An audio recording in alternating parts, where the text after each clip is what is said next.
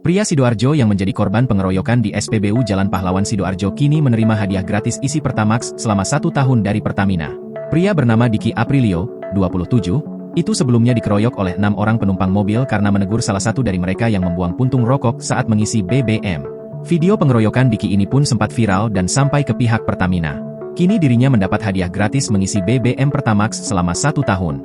Hal itu terlihat dari video unggahan TikTok Diki Aprilio 1, pada Senin, 12 Agustus 2024. Dalam video itu, Diki menerima papan hadiah simbolis yang diberikan oleh pihak PT Pertamina Patra Niaga Retail Sales Regional Jatim Balinus.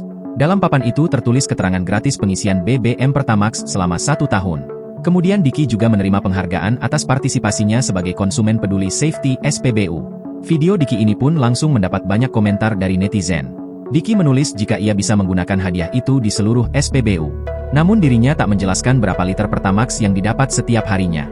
Sebelumnya, Diki menjadi korban pengeroyokan pada Kamis, 8 Agustus 2024, sekitar pukul 4.53 waktu Indonesia Barat. Awalnya korban menegur wanita dalam mobil Grand Max yang membuang puntung rokok masih menyala saat sedang mengisi BBM. Namun karena tak terima, 6 pria dalam mobil langsung turun dan mengeroyok Diki.